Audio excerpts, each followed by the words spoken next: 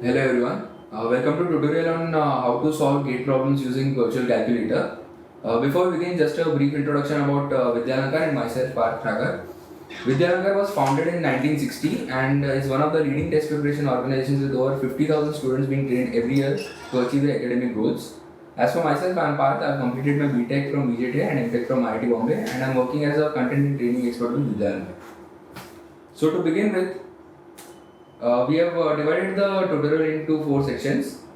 Initially, we'll just briefly discuss about the virtual calculator in the gate examination, following it up with general guidelines and input methods which may be useful as you begin using the calculator. We'll also look at some of the sample calculations by actually performing them. These will be based on problems or calculations which will be required to be performed during your examination. And finally, I'll discuss some tips on how to reduce errors in our solutions. Alright, so why this tutorial in the first place? So as you must be aware that you are no longer allowed to use the standard scientific calculator, which is this version of the calculator in your GATE 2017 examination. You'll be using the virtual calculator which is available on the online exam interface. So this calculator is slightly different in terms of some functions and the input methods of some other functions. So you just need to have a good hand of practice on this calculator before you appear for an examination. So that you know there isn't a case where you are using the calculator for the first time during your examination. Okay, so we'll just have a brief on what guidelines are basically some features of this calculator.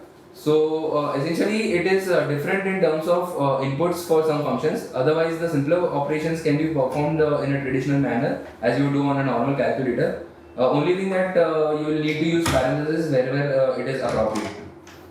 There are two displays as you can see. So firstly, if you log into GATE 2017 website, there is this virtual calculator link which takes you to this scientific calculator. So once you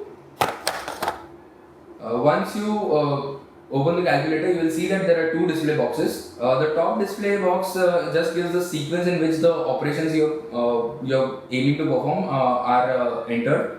So it is just for reference, and the bottom display gives the value of the current value which you have entered or has been obtained as a result of a calculation. So this is about the brief of the calculator. So, like we were saying that there are slightly different input methods. Like if you have a function which requires a single argument or it is a single variable function. Like for example, any trigonometric function, hyperbolic function, or functions like 10 raised to x or e raised to x, and your polynomial functions like x square, x cube, all the powers and exponents. So in this case, the way it is different is like in a normal calculator, we would have entered the value of you would have entered sine first and then the value of angle of which the sine ratio has to be found out. But that is not the case. Here you need to input the or enter the argument value first. Like if you want to evaluate sine of 30 degrees, you first have to enter 30 and then press on the sine button to obtain your result. So that is about input methods for functions with one variable. Also, if you have functions which require input of two values, like suppose x raised to y, or y root of x, or log of x to the base y. So the way you need to input is you will enter the value of x first, and then click on the function button which you are aiming to perform, and then enter the value of y. For example, if you want to evaluate log of 9 to the base 3, so what I'll do is first I'll enter the value 9. Then click on the function button which is log of x to the base y, and then enter the value 3. So as a result I'll get my answer which is 2. So log 9 to the base 3 is 2, as you all know. So this is how the function input is different in this calculator. For another example, if you want to find out what is the fourth root of 16, we all know that it is going to be 2. So what I need to do is I'll clear this, then I'll enter 16 first. Then click on the function which is y root of x, and then enter which root I am interested in. So again, fourth root of 16 which is 2. So this is how you need to input for functions of two variables. So now we'll just move on to some calculations on typical questions which you may be facing in your GATE examination, and we'll look on how to solve those questions one by one. So suppose firstly we deal with powers and exponents, like we just saw a few examples of multiple inputs. So suppose you want to evaluate 10 raised to 6. So like I said earlier, you will need to input your argument first. So which power of 10 you want it as. So first I'll input as 6, and then there is a function button which is 10 raised to x. So simply on clicking that function button, I'll get my value as 10 raised to 6. Now suppose if we want to have a negative power of 10, like suppose 10 raised to minus 8. So again you need to have minus 8 first, and then you will click on that function button. So how to get that minus 8 is, again you will click on 8, then there is this plus or minus button which is over there. Just click, so that will change the sign of the number you have entered, and then click on 10 raised to x button. So you will get your value displayed, which is the value of 10 raised to minus 8. This can also be performed by using your x raised to y operation, which is some number raised to some other number operation. Like again, being a multiple value, like there are two inputs which need to be given, we'll follow the input method, which is entering the x first, then the value or the function button, and then the value of y. So suppose I need to have the value of 10 raised to 6. What I'll do in this case is, I'll input the value of x, click of the function button, and then which power I want it, and then simply press equal to. So again, my value of 10 raised to 6 has appeared in the display box. Next, if you want 10 raised to minus 8 again. Now this is a negative power. So just enter 10, the function which is raised to, and then 8 and press plus minus. So this is showing you which value is currently being entered. Now if you press enter, you will get the value of 10 raised to minus 8, which is given by the bottom display box. So this is how you can perform the powers, especially if the powers are of 10, because they provided the function button of 10 raised to x. Other general x raised to y operations can also be performed in a similar manner. Like for example, if you have to find out what is minus 2 raised to minus 3. So I've just so in case you're getting lost in what is this, so this is just a sequence in which you need to enter the values and the clicks so that you get your desired result. So the arrow marks show one after other which operations need to be performed. So now suppose I want to have the value of minus 2 raised to minus 3. So what I again need to do is, first enter the value of 2, then there is this plus minus button. So my value is converted to minus 2. Now I want to raise it to the power of minus 3. So I'll click x raised to y. So it shows minus 2, you are going to raise it to some other number. So now again, if you press 3, this will give you the value of minus 2 raised to 3, but we want minus 3. So again, plus minus button will change it to minus 3, and then you get your result, which is minus 0.125. So this is about powers and exponents. Now moving on to slightly more difficult problems. I've taken like one example on trigonometric calculation, which is very simple to just look and get the answer, but we'll just see how we can arrive at the answer using the virtual calculator. So it is cos inverse of 1 minus sine square theta, which is obviously going to be theta. So the desired result would be 50. Now let's just look at how we can go about doing this using our virtual calculator. So first thing, whenever you are dealing with angles, just be sure to set the degrees. By default it is generally degrees, but be specific about the units. So I'll just select degrees again, even though it is already selected. So firstly, just clear it, select degree, then you want to have sine square 50 first. Then for again, like sine being a single variable function, you will have to input the argument first. So I have entered 50, I'll click on the sine function. Now this gives the value of sine 50. Now I want the square of it, so I'll simply do x square. So now it is showing what is the value of sine square 50. I'll just press equal to.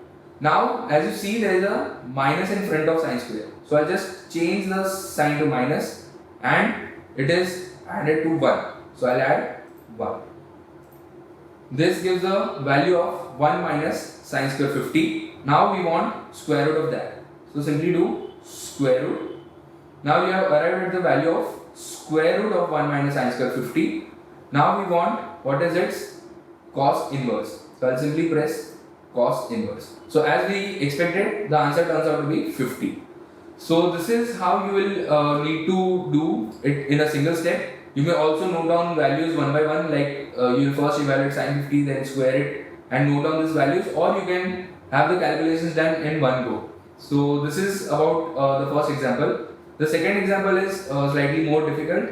So we'll just see how we can go about doing it. So firstly I'll just clear it. Again the mode of units of angles is degree. So we want to evaluate tan inverse of 2 by 3 plus cos 25 upon 5 by 6 minus sin 25. Again just typical values or typical problem which you would face in GATE examination. So how do we go about solving this in one go? So again, if you observe the sequence of steps, we just enter it in a similar manner. So in this example, I'll begin with the denominator first. So it is 5 by 6 minus. Now we want to have sin 25. So what needs to be done is, you will need to use a parenthesis. Because you have to enter the value of argument first, which is 25 degrees, and then click on the sign button. So now, since I had opened one parenthesis, we'll again close it.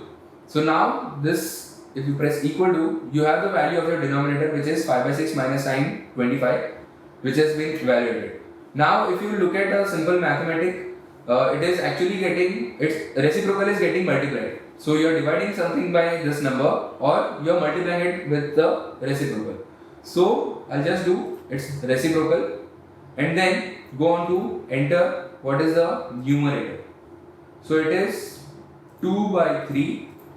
Now you have plus. Again you have to enter the value of cos 25. So again open a parenthesis, enter 25 and then click on cos. So you get the value of cos 25, enter. And then we had opened one more parenthesis earlier, so just close it. Now if you press equal to, you get your value of the bracket evaluated. So you have your bracket evaluated. Now we want tan inverse of this. So simply click on tan inverse and you get your answer, which is 75.366. So this is about how you can perform trigonometric calculations, like you'll be dealing with sine, cos or its inverse.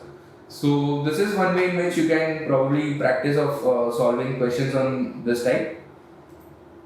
Moving on further, like you may have a question which should be asking you to find out what is the mean logarithmic difference. So again, if you look at the example, it is 60 minus 25 upon log of 60 by 25. So we'll start from the numerator this time. So it is 60 minus 25. So the result is 35. Now you have to divide it by log of 60 by 25. So again, keep in mind that log, you need to enter your argument first and then click on the log function. So don't click on log directly, otherwise it will just take a log of whatever number is being entered. So you need a log of 60 upon 25. So you need two parentheses. So you'll take 60 upon 25. So this is evaluating the value of 60 by 25 and simply click on log. So now if you see, the sequence in which the operation has been entered is 35 upon log of 2.4. So just close the bracket and press equal to. So you get your answer of this calculation, which is 60 minus 25 upon log of 60 by 25, which is 39.9786. Okay, so moving on. So suppose you have some calculations on fractions. Again, now this calculator is not a programmable calculator, so you won't be able to solve your equations using this calculator. So how do you go about solving something like this? So you have 83,000 by 1500 cross 500 plus 1.4 into 17,000 upon 1500 cross 200 equal to 1 upon x. So you need to find out the value of x. So what you can do is evaluate the left hand side at one go and then simply do a reciprocal of that. So to begin with, we'll just enter, like since this being a simpler operation in terms of the operations involved, we'll do it in a traditional manner, like we enter all the values. So we do 83,000 by 1500. Now again, so in case you end up doing a mistake while entering, you can use the backspace which is provided. So now important thing to note over here is this one is 83,000 divided by the value which is 1500 cross 500. So if you look at it mathematically, it is 83,000 which is divided by 1500 and the result is again divided by 500. So you may just have to do it again, divide by 500 and then you need to add something. So plus 1.4 divided by 17,000. I'm sorry. So since we have made a mistake over here, we'll just redo it. So this is 83,000 divided by 1500 divided by 500 plus 1.4 into 17,000 divided by 1500. Again, it is in the denominator, so divided by 200. This is going to give you the result of your left hand side. And since it is the value of 1 over x, we'll simply take a reciprocal to get the value of x. So this is how you can solve a problem of this type. Again, if you see this numbers are very large, so you can obviously go for cancellations of zeros and also simplify to some extent if it is possible to reduce the inputs to the calculator. So this is another example on how to perform calculations in a traditional manner. Okay, so moving on. So suppose you have a combined calculation, like you are involved with fractions also and multiplications, exponents and everything in one calculation. So again, this one being a typical calculation which would be needed to do. So like you have 1 upon 0.8 plus 1 upon 0.6 minus 1 in the denominator. So assuming that we know the value of 1 by 0.8 which is 1.25, so you can proceed in this manner. There is a 0.6 reciprocal of that. So what I'll do is 0.6 and its reciprocal, add 1.25 which is the value of 1 upon 0.8 and then you need to subtract 1 from it. So minus 1. So this is now the value of denominator. So like we did in one of the previous examples, again I am going to look at it as I am going to multiply it with the reciprocal of this. So just take reciprocal and then move on to do the further set of calculations. So it is 5.67. Now you have a 10 raised to minus 8 in front of you. So either you can do it as 10 raised to minus 8 as a thing, or you can divide by 10 raised to 8. So just a different way in which a same type of problem can be solved. So I'll just take this 10 raised to 8 division at the end. Now we'll look at what is in the brackets. So you have 800 raised to 4. So being an x raised to 5, you will enter x first, then x raised to 5 function button raised to 4. Then move on to minus 500, again x raised to y button and then raised to 4. Close the parenthesis and then you have your finally divided by 10 raised to 8. Now you press on your equal to button. So the display being slightly smaller, you are not able to see all the operations that you have entered, but you can see the result that you have got. So if you do the operations in careful manner, like you keep a track of your parentheses and all, and you have understood once like how you need to input to this calculator, you will be able to come up with your answer. So as we have expected, the answer is 10268.1235. So this is about this one. Now suppose there is a calculation which is involving still more values. So what you can do is you can explore the memory buttons or memory functions which are available with the calculator. So first you will just have a look at what are these memory functions and try to understand them. So if you look at the button in the center, it is MS button, which is what that function essentially does is it stores whatever value is being displayed on the calculator. Then next you have is memory recall button, so MR. It recalls what value has been stored inside the memory. Then you have the MC button, which essentially is the function which will clear whatever value is stored in the memory. And then you have two functions which are M plus and M minus. So what M plus does is, suppose you have some value stored in the memory already and you want to add some value to it to update the value which is there. So what it is going to do is, it will add what value is displayed on the screen to the value which is stored in the calculator. Likewise, M minus, what it is going to do is, it will subtract what value is being displayed from the value which is already stored in the memory. For example, like suppose we have a value 12. Now I just store this in the memory. So immediately it will show that there is something in the memory.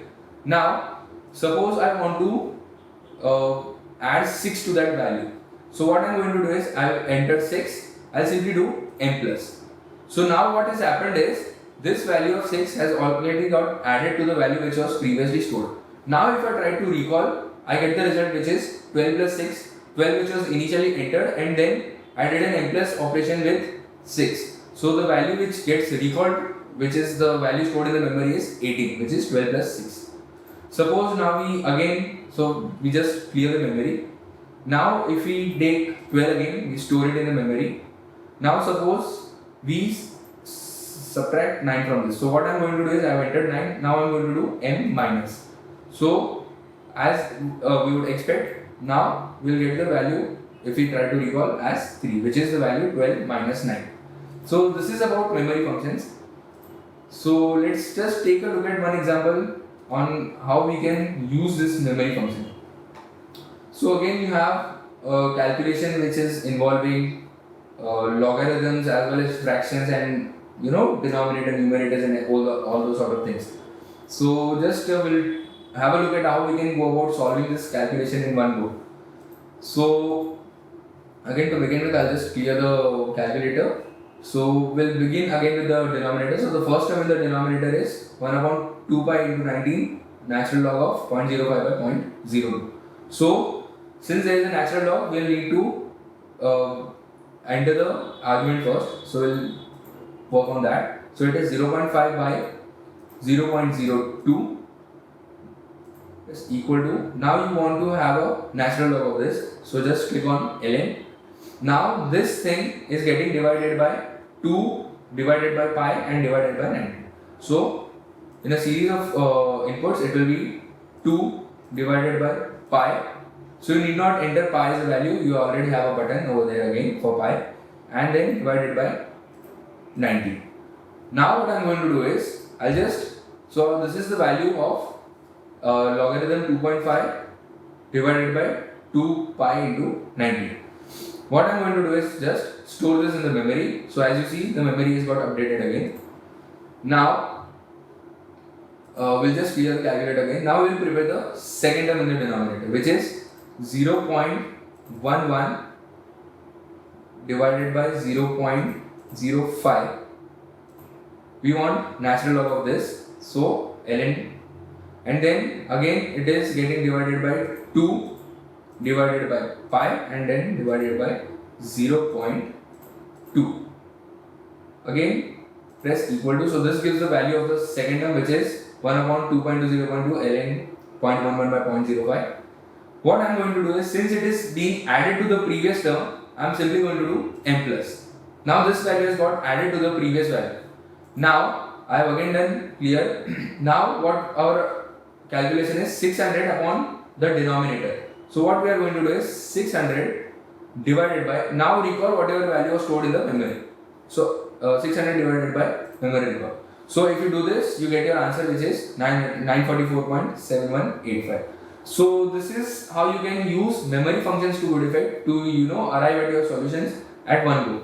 So this is on how you can solve a few questions. These are like we have solved a few questions which are typically likely to be you'll be performing calculations of these sort during a gate examination.